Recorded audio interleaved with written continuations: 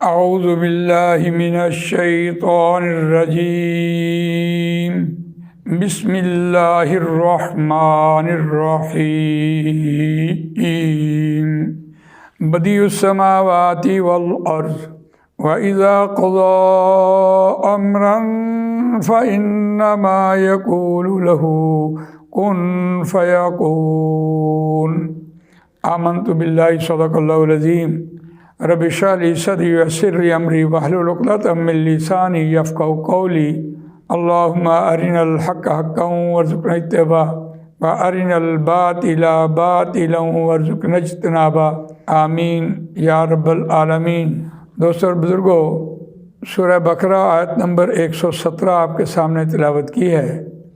اور پہلا پارہ 14واں رکوع زیر مطالعہ ہے۔ اس رکوع کا خاص طور پر مضمون یہ ہے مسلمانوں کا چھوٹی چھوٹی باتوں پر جھگڑ کر ایک دوسرے سے متنفر ہو کے دور ہو جانا اور مسلک بنا لینے، فرقہ واریت بنا لینی، جو یہود اور عیسائیوں سے قرآن نے تشبیہ دی ہے، اور اس کی چوٹی اس آیت میں بیان ہو رہی ہے کہ عیسائیوں نے اللہ کی ذات کے بارے میں بھی ایک ایسا متنازع عقیدہ گھڑا تاکہ اہل ایمان جو ہیں وہ ڈسٹرب ہو جائیں۔ تو اس اعتبار سے قرآن مجید کی اس آیت کو دیکھیے، بدیع السماوات والارض، وہ عدم وجود سے وجود میں لانے والا، ایک خلقہ ہوتا ہے اس نے پیدا کیا، ایک بدیع السماوات پیدا کرنا، خلقہ اس نے پیدا کیا، وہ را مٹیریل موجود ہوتا ہے تو کوئی چیز وجود میں آتی ہے، اس کے لیے قرآن مجید خلقہ کہتا ہے۔ جب اللہ کے لیے یہ خلقہ کا لفظ بولا گیا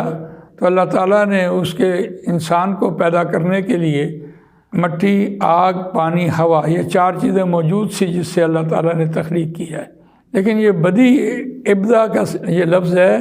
عدم وجود سے وجود میں لے کے آنا،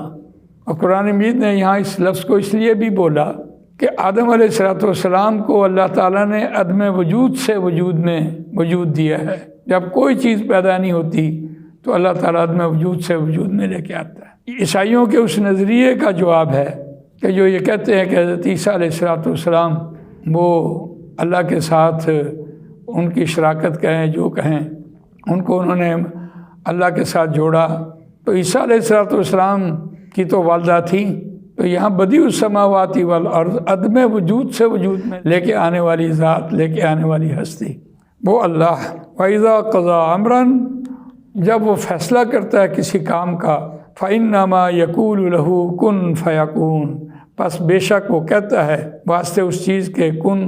ہو جا، فیکون، پس وہ ہو جاتی ہے۔ تو اس اعتبار سے قرآن مجید میں اس آیت کے حوالے سے سورہ آل عمران آیت نمبر 47 میں بھی یہی بات کہی، قالت ربی انا یکون لی ولد ولم یمسسنی بشر۔ یہ حضرت مریم علیہ السلام کے بارے میں یہ بات کہی جا رہی تھی۔ کہا مریم علیہ السلام نے جب ان کو بشارت دی گئی کہ آپ کے ہاں ایک بیٹا پیدا ہوگا،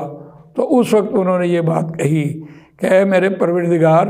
انا یکون لی ولد، کیوں کر ہوگا واسطے میرے کوئی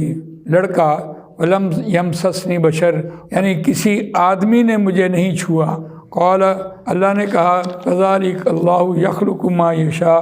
اسی طرح پیدا کرتا ہے اللہ جسے وہ چاہتا ہے۔ اذا قضى امرا، جب وہ فیصلہ کرتا ہے کسی کام کا، فانما یقول له کن فیکون، تو پس بے شک وہ کہتا ہے واسطے اس کے کن ہو جا، فیکون، پس وہ ہو جاتی ہے۔ اسی بات کو، اسی مضمون کو قرآن مجید نے ایک دوسرے مقام پر سورہ مریم میں بیان کیا ہے، آیت نمبر 20 میں، قالت انا یکون لی غلام ولم یمسسنی بشر ولم اکو بغیہ، کہا مریم علیہ السلام نے کیوں کر ہوگا واسطے میرے لڑکا،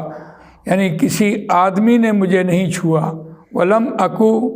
بغیہ، اور نہیں میں سرکش، نہیں میں ہوئی اللہ کے حکم کی نافرمان۔ اور اسی مضمون کو قرآن مجید نے سورہ مریم میں بیان کیا ہے، آیت نمبر 35، ما کان للہ ان یتخذ من ولد سبحانہ ما امرا فانما یقول له کن فیکون، نہیں ہے واسطے اللہ کے یہ کہ وہ بنائے کوئی اولاد۔ سبحانہ وہ پاک ہے، وہ بے عیب ہے ہر کمی کوتاہی سے۔ اذا قضا امرن فانما یقول له کن فیکون، جب وہ فیصلہ کرتا ہے کسی کام کا پس سوائے اس کے نہیں، وہ کہتا ہے واسطے اس کے ہو جا، پس وہ ہو جاتی ہے۔ تو یہ دلیل تھی قرآن مجید نے جو ہمیں یہاں رہنمائی دی ہے۔ دوسرے مقامات پر ہم نے یہ دیکھا کہ ان کا جو نظریہ ہے، جو سوچ ہے، وہ انتہائی بودھی ہے، احمقانہ ہے۔ اللہ کی ذات نے نہ انسان ہے جو کھاتا ہے پیتا ہے اور جس کو ضرورت ہوتی ہے، جو محتاج ہوتا ہے اور جو اپنا وارث بناتا ہے، تو اللہ کی ذات وَلِلَّهِ مِيرَاثُ السَّمَاوَاتِ وَالْأَرْضِ، واسطے اللہ کے ہر چیز میراث ہے اس کی۔ لیکن یہاں یہ بات جو کہی جا رہی ہے کن فیکون، تو پس وہ ہو جاتی ہے۔ اللہ کا کن اللہ کا ارادہ ہے، فیکون اس کا پروسیس ہے۔ اللہ تعالیٰ نے یہ جب ارادہ کیا کسی کام کو کرنے کا تو وہ پروسیس میں لے کے آیا۔ 6 دنوں میں اللہ تعالیٰ نے زمین و آسمان کو بنایا، تو یہ اس کا پروسیس تھا جو فیکون کہا ہے اللہ تعالیٰ نے۔ تو یہاں یہ بات مکمل ہوئی کہ یہ جو انہوں نے عقیدہ گھڑا ہے تاکہ اللہ کی ذات کو متنازع بنائیں اور اہل ایمان کے اندر وہ اللہ کی ذات کے بارے میں اشکالات پیدا ہو جائیں، تو اللہ تعالیٰ نے ان کے اس نظریے کو اور ان کی اس سوچ کو یہاں پایا تکمیل تک اس لیے پہنچایا کہ اللہ کی ذات کو متنازع نہ بنایا جائے۔ جزاک اللہ خیر۔ اللہ تعالیٰ مجھے آپ کو قرآن مجید پڑھنے، سمجھنے، اس پر عمل کرنے، اس کو دوسروں تک پہنچانے کی توفیق عطا فرمائے۔ سبحانک اللہم و بحمدک نشہد ان لا الہ الا انت نستغفرک ونتوب الیک۔